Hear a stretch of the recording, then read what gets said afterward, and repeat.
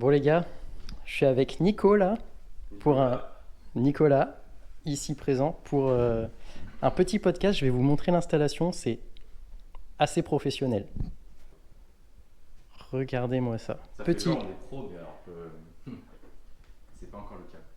Vous savez, bon, j'ai ma voix suave. Ah, parce que là en plus on va avoir retour de micro et tout, ça va être... Regardez-moi ça. Je fais mes réglages, après on enlève le casque. Un truc de malade.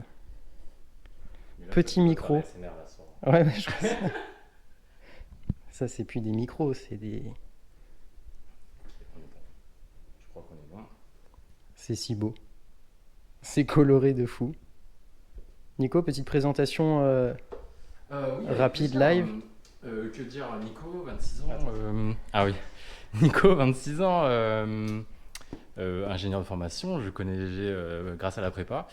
Je crée un podcast depuis cette année autour de la sneakers qui sort cet hiver. On s'est lancés tous les deux sur YouTube il y a même pas un mois. Et puis voilà. On s'est lancé en même temps, Sans qu'on le sache.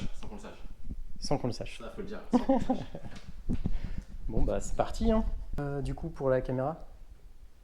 C'est parti. Et c'est pas tout, l'installation n'est pas encore terminée. Ah, tu me filmes là? Je te filme fort. On va filmer avec ça. La petite, C'est vraiment des gros moyens pour petite caméra. Bah non, au moins t'es vraiment... On va s'amuser. T'es équipé là, Non, on s'amuse. clairement. Tac. Et on a même le petit supporter Fallot qui vous a insulté dans la dernière vidéo d'ailleurs. Je pense qu'il y a une question déjà de motivation, motivation et discipline qui est pas forcément Il y a évidente ce à fameux avoir. mythe de la motivation. Oui, Est-ce qu'elle existe vraiment ou pas? je pense qu'il y a deux choses, il y a la motivation et la discipline. C'est ce qu'on dit beaucoup aujourd'hui. La motivation, c'est de l'émotion. C'est une émotion comme de la tristesse, comme de la joie. Quelque chose qui vient, qui part. Ouais. Donc quand ça vient, c'est fou. Tu te sens hyper bien, mais quand ça part, tu te dis, c'est un peu la déprime parce qu'au final, c'est tout ce que tu t'es dit que tu allais faire. Bah finalement, tu te dis, oh, tard. Puis après, tu te dis, je suis nul, je m'y tiens pas et tout. Combien de personnes ont vécu ça? C'est Pour ça. n'importe quel projet d'ailleurs. Ouais, tout le monde a vécu ça. Et ça, c'est la motivation. Et la discipline, c'est vraiment quand tu as des objectifs qui sont fixés. Et même quand tu n'es pas motivé, en fait, tu arrives à trouver l'énergie pour travailler là-dessus grâce à la discipline et à tes objectifs qui te font rêver au final. Et maintenant, je pense à la transition, t'as vu? Qu'est-ce qu'on va faire? On va aller s'entraîner. On va s'entraîner au parc de street workout. C'est parti.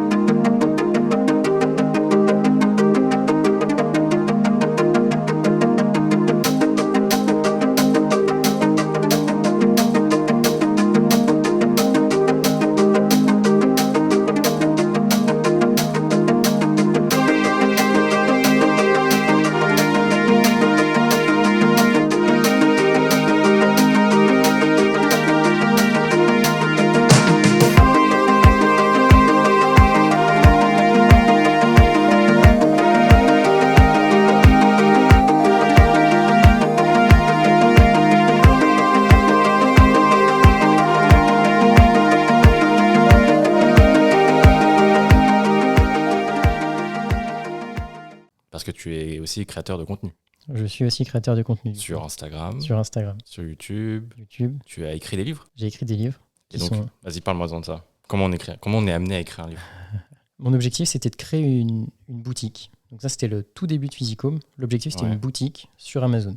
La première offre que je voulais créer, c'était un set qui te donnait toutes les clés pour progresser chez toi, n'importe où, en voyage, en vacances, où tu voulais, facilement. Donc pour ça, j'ai pensé aux élastiques transportables pour travailler tous les muscles, la corde à sauter pour travailler l'aspect cardio, et un livre qui permettait de faciliter la création d'un programme sportif en comprenant tout ce qu'il faut pour pas se blesser et progresser. Avec des élastiques qui sont c'est un matériel qui n'est pas forcément bien utilisé et qui demande plus de connaissances pour progresser que des haltères ou des barres. Ah ouais. C'est moins évident pour prendre de la masse en tout cas. Donc, beaucoup de personnes s'en servent de manière très basique, comme des haltères, mais en fait, c'est pas vraiment pareil. D'accord. La courbe de résistance est totalement différente des haltères. Ce qui fait qu'il faut adapter l'entraînement. Et toi, aujourd'hui, tu t'entraînes avec tes élastiques? Aujourd'hui, je m'entraîne avec tout. Ouais. J'utilise des élastiques, j'utilise des haltères, des barres. Et là, récemment, je me suis mis au CrossFit, au street workout. Ouais. Donc, j'utilise de tout. Des anneaux, du coup, maintenant. Des barres. Que tu as essayé aujourd'hui, du coup. Que j'ai essayé aujourd'hui. Ouais. Il y a une vidéo qui va arriver là-dessus. Et ouais, toi, tu prends plaisir dans cette diversité, justement. Tu m'en parles assez souvent. C'est ça. En fait, je pense que le but, la clé pour progresser sur le long terme, c'est de prendre du plaisir. Si tu prends pas de plaisir, bah, ça va te saouler. Et au bout d'un moment, ça va devenir une corvée. Et si ça devient une corvée, bah, tu tiens pas, t'accroches pas. Donc l'idée, c'est vraiment de prendre du plaisir, quitte à changer en cours de route de discipline sportive. Mais l'essentiel... En fait, le discours que tu as résonne en moi, mais peut-être plus sur des choses plus générales, comme la création de contenu. Ça marche aussi. Ouais. Si ça te plaît pas, bah, diversifie, quoi. C'est ça. Mais ça marche totalement avec la création de contenu. J'ai même un exemple. Je sais pas si on en parle après. Ou... Bah, vas-y, je t'en prie. Là, chill. Ça marche. Bah, un exemple tout bête, c'est au tout début, quand j'ai commencé Instagram, je faisais des infographies. Beaucoup d'infographies. Je faisais quasiment que ça. Et au bout d'un moment, bah, créer des infographies, ça m'allait plus. J'avais envie de faire autre chose. Donc petit à petit, on s'est dirigé vers les vidéos. C'est grâce à Instagram aussi que j'ai commencé à oser me filmer, etc. Et là, aujourd'hui, j'en viens à créer des mini-podcasts assez courts pour TikTok et Instagram, qui au final, je prends énormément de plaisir à les faire. Okay. Parce que je développe le montage vidéo, la compétence du montage vidéo, parce que j'apprends à parler à la caméra et j'apprends à être plus dynamique sur les vidéos.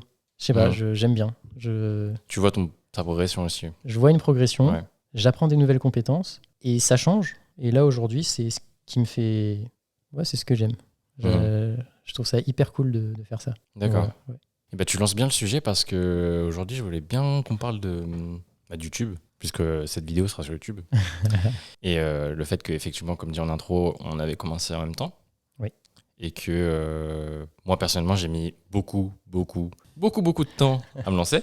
Et qu'il y a un truc qui s'appelle le fameux déblocage, où tu as des clics qui arrivent dans ta vie. Et j'aurais bien voulu faire une rétrospective de comment est-ce qu'on est arrivé à nous lancer, parce que moi, je me revois 3 à 4 mois plus tôt dire que c'est pas pour moi, quoi. Et aujourd'hui, j'y suis. Alors effectivement, il n'y a pas d'audience, il y a personne, tu vois. Mais c'est déjà une grande victoire pour moi d'avoir des vidéos en ligne, etc. Donc juste revenir sur ces dernières semaines où à quel moment tu t'es dit, ok, je vais me lancer sur YouTube. Je vais montrer ma tête, je vais parler à des gens, tu vois. Comment ça s'est fait chez toi? Alors au tout début, donc comme j'ai dit, Physicom, c'était même pas un compte Instagram à la base. C'est juste une boutique en ligne sur Amazon, à la base de la base. Les choses ont fait que j'ai commencé à créer un compte Instagram. Et à ce moment-là, je me suis posé la question, est-ce que je fais Instagram? Est-ce que je fais YouTube? Attends, on est où là, chronologiquement? Alors, début 2020. On est février 2020. Ah oui, d'accord, ok. C'est février 2020, c'est le... Ah ouais, tu te posais déjà la question de YouTube. Ah oui, okay. Je me suis dit, sur quoi est-ce que je vais me lancer? Est-ce que Instagram, c'est le meilleur choix? Est-ce que ce serait pas YouTube? D'accord. Est-ce qu'il y avait d'autres choses? Il y avait Snapchat, enfin, il y avait plein d'autres trucs. Les plus logiques pour moi, c'était Instagram et YouTube. Et je me suis dit, maintenant, je fais lequel? YouTube, je me suis dit, oula. Je me suis dit, ça veut dire qu'il faut que je me filme. Il faut que je fasse du montage vidéo. J'ai pas de compétences dans le fait de se filmer face à la caméra. J'ai pas de compétences dans le montage vidéo. Et de là, pour moi, c'était logique de partir sur Instagram. Parce que sur Instagram, je savais que je pouvais créer des fiches sans me montrer. Ah ouais, la montagne avait l'air moins dure à gravir. Exactement. D'accord, ok. YouTube, pour moi, c'était hyper chaud. Hyper chaud, surtout que je me disais aussi, mais YouTube dans le sport, il y a trop de monde. Ouais, c'est clair. Dans le sport, comment je vais faire ma place, quoi. Je suis fichu, je vais jamais y arriver. Alors qu'Instagram, c'était exactement pareil à ce niveau-là. C'est vrai que c'est blindé. C'est blindé aussi en niveau sport, c'est blindé. Mais c'était plus facile pour moi parce qu'il n'y avait pas besoin de montrer sa tête. Comment j'en suis venu à YouTube? C'est grâce à Instagram déjà. Parce que sur Instagram, petit à petit, je suivais des coachs. Ouais. Sans forcément payer leur service, mais juste, il y avait des conseils gratuits qu'ils donnaient qui étaient pertinents, très pertinents. Donc tu suis ça, tu vois que la plupart conseillent dans un premier temps de parler, de se montrer à la caméra pour créer pour montrer un visage humain en fait à la communauté, à toute la communauté qui te suit. Donc petit à petit, tu commences à le faire, tu bégayes, tu te reprends 10 000 fois pour refaire un shoot. Mais petit à petit, en fait, tu te prends au jeu, ça devient de plus en plus naturel. Puis après, tu commences à faire des mini-podcasts.